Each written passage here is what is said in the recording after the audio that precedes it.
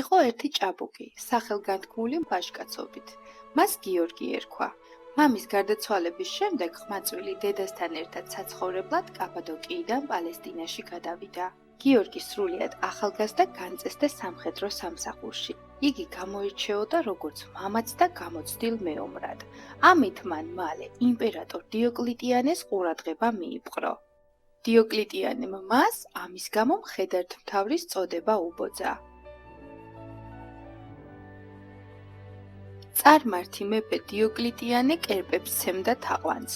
მალე მან ქრისტიანთა დევნაც დაიწყო. ერთ დღეს კი დარბაზში სიტყვით გამოვიდა. ქრისტიანები არ უნდა არსებობდნენ. გიორგიმ დიდება და პატივი უარყო, თავისი ქონება გლახაკებს მიართვა. შემდეგ მეფეს წარუდგა და უთხრა: მეფეო, მე ქრისტიანი ვარ და მინდობილი ვარ ჭეშმარიტ ღმერთზე, ქრისტეზე. მიკვირს, რომ თქვენ ვერ ცნობთ ჭეშმარიტ ღმერთს. კერპებს, რომელსაც ეთაყვანებით, უნდა განადგურდეს. გიორგი, ვიცით შენი სიბრძნე და მამაცობა, პატივცემული ხარ ჩვენგან, მაგრამ თუ ჩვენს ღმერთს აპოლონს არ სცემ თაყვანს, ცუდად დაასრულებს სიცოცხლეს, ხოლო თუ დაგვემორჩილები, მრავალ სიმდიდრეს და სიკეთეს მიიღებ ჩვენგან. მეფეო, ისმინე ჩემი. შენი მიწიერი ხელმწიფება დროებითია. შეიცანი ჭეშმარიტი ღმერთი, რათა სასუფეველი დაიმკვიდრო. უარყავი კერპები. მაშინ მეფემ განრისხდა და ბრძანა. ძელზე ჩამოკიდეთ და დაჭერით ნაწილებად. როგორც კი გიორგის მახვილი აცგერეს, ის მოიდრიკა. მაშინ კი დიოკლიტიანემ ბრძანა. საპყრობილეში ჩაკეტეთ და ზედ დიდი ლოდი დაადეთ. როდესაც 4 კაცმა გაჭირვებით აიღეს უზარმაზარი ლოდი და მასზედ დაადეს, სრულიად უვნებელმა გიორგიმ კვლავ სამადლობელი ლოცვა აღავლინა უფლის მიმართ. მომდევნო დღეს დიოკლიტიანემ თავის მხედრებს შიშველი გიორგი დააკვრევინა მბრუნავ ურმის თვალზე, რომლის ქვეშაც წვერბასრი რკინის mahvilები იყო აღმართული. როდესაც ბორბალი დაატრიალეს, წმინდანის სხეული ნაკვეთ დაიჭრა. ის კი ამ დროს უფალს მადლობდა. მადლობა უფალო, რომ შენი სახელისთვის ვეწამები. დიოკლიტიანეს ეგონა, რომ გიორგი მოკვდა. მან ხალხს მიმართა. არ არსებობს სხვა ღმერთი აპოლონისა და პოსეიდონისა, ზევსისა და ჩვენი სხვა ღმერთებისა. აბა სად არის გიორგის ღმერთი? რატომ არ დაიხსნა ახლა იგი ჩვენგან? გიორგი დატოვეს ბორბალზე და მცველები დაუყენეს. დილით ზეციდან გიორგის მოესმა ხმა. გამხნევდი გიორგი და გაძლიერდი.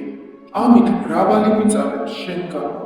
ეს რომ მცველებმა გაიგეს, შეშინდნენ და გაიქცნენ. გიორგი ანგელოზმა ჩამოიყვანა ბორბლიდან. განკურნა და უთხრა: გიხაროდეს გიორგი, გწამდეს იესო ქრისტესი, რომელიც მოგანიჭებს მოწამის სრულ გვირგვინს.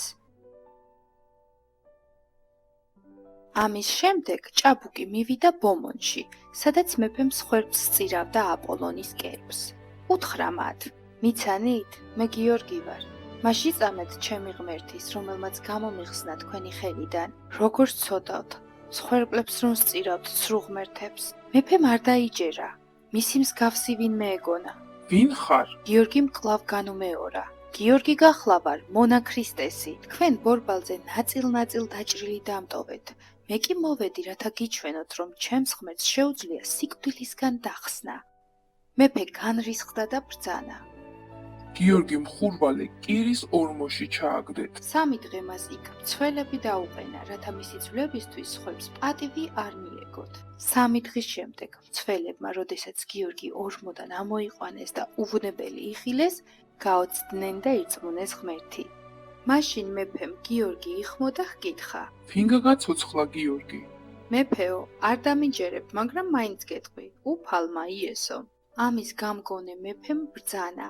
ლურსმნებით შეჭედილი რკინის სანდლები ჩააცვით და მოატარეთ აქაურობა. გიორგის დალურსმნული სანდლებით სიარული არ შეეძლო. ის ლოცულობდა და უფალს მოთმინებას თხოვდა. მაშინ მას ისევ ხმა მოესმა. ნუ გეშინია გიორგი, მე შენთან ვარ. მეფემ წმინდანი ისევ საპყრობილეში ჩასვა და უთხრა: რამდენს გაუძლებ ამ წამებას, ნეტავ? ჩემი ღმერთის შეწევნით მოვითმენ ყველა სატანჯველს. მიუგო გიორგი. მაშინ ის უმოწყალოდ სცემეს. ამის შემდეგ უთხრეს მას, რომ კერპებისთვის მსხვერპლი შეეწირა. მე ცოცხალ ღმერთს ვწირავ ყოველდღე ქებადიდების მსხვერპლს. ნეტა თქვენ დამიჯერებდეთ მე. თუ გინდა რომ ვიწამოთ შენი ღმერთი აი აქ, სამარხში მყოფი მკვდარი გააცოცხლე. თქვენ არ იწამებთ, მაგრამ აქ მყოფი სხვებისთვის თხოვთ ჩემს ღმერთს.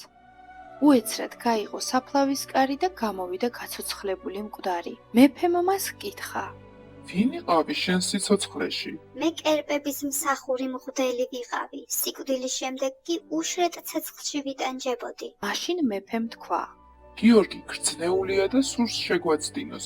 რაღაც სული ამოგვიყვანა და ამით გვატყუებს. მეფემ ისე უბრძანა გიორგის საპყრობილეში ჩაკეტვა. ცოტა ხნის შემდეგ დიოკლეტიანემ კეთილი სიტყვით განიზრახა გიორგის გადმობირება.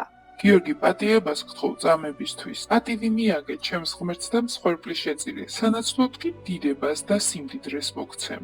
გიორგიმ უთხრა: რადგან შეინანე, მოდი წავიდეთ შენი ღმერთების სამყოფში. მეფემ გაიხარა, ისინი დიდძალი ამალით გაემართნენ კერპების ტაძრისკენ. როდესაც ბომონში მივიდნენ, წმინდა გიორგი წარსდგა კერპების წინ და მიმართა მათ. შენ ხარ ღმერთი? ეშმაკმა, რომელმაც კერპში იყო ჩაბუდებული, ხმა მოიღო და თქვა: არც მე ვარ ღმერთი და არც ესენი, არამედ უფალი იესო ქრისტეა, ქრისტიანთა ღმერთი. ჩვენ მისი ანგელოზები ვიყავით ერთ დროს. როცა უარყავით უფალი, მაშინ ეშმაკნი გვეწოდა. ის მერე ვაცდუნებთ ხალხს. წმინდა გიორგიმ უთხრა: თუ ღმერთები არ ხართ, როგორ ბედავთ აქ მოსვლას, როცა მე აქ ვარ ჭეშმარიტი ღმერთის მონა. ამ სიტყვებზე დაიმსხვრა ყველა კერპი. როგორც კი ეს საკერპოს ქურუმებმა დაინახეს, განიზრახეს წმინდანის მოკვლა. მეფემ გიორგის უთხრა: გიორგი, შენ ხომ შემპირდი ღმერთებისთვის მსხვერპლის შეწირვას? შებრმავდა უკეთურო. ვერანახე, როგორც კი ლოცვა დავასრულე, მაშინვე დაემხო ყველა თქვენი ღმერთი, უსულო კერპები. იქვე დიოკლეტიანეს მეუღლემ დედოფალმა ალექსანდრამ მეფის წინაშე ბრძანა. მეც ქრისტიანი ვარ, გიორგისთან ერთად ვეწამები უფლისთვის. მაშინ მეფე განრისხდა და ბრძანა ორივესთვის თავები მოეკვეთათ. ალექსანდრამ ილოცა და თავის მოკვეთამდე გარდაიცვალა. გიორგი კი მოწამეობრივად აღესრულა. მას თავი მოჰკვეთეს. ბავშვებო, წინა ვიდეოში ჩვენ ვისაუბრეთ წმინდა ნინოზე და თქვით, წმინდა ნინოს ბიძაშვილი გახლდათ წმინდა გიორგი. როგორც მოისმინეთ, წმინდა გიორგი მრავალჯერ დაითმინა წამება უფლისთვის. ისტორიული წყაროები გვაუწყებს, რომ წამების წინ წმინდა გიორგიმ უფალს თხოვნით მიმართა. და რა თხოვა უფალს? უფალს თხოვა, რომ ვინც მისი სახელით ილოცებდა, ესმინა მათთვის. უფალმა პირობა მისცა, რომ მისი წამების მომხსენიებელს დაიფარავდა განსაცდელისაგან. და უფალმა დაგიცვათ და დაგიფაროთ წმინდა გიორგის მეოხებით. მომავალ შეხვედრამდე.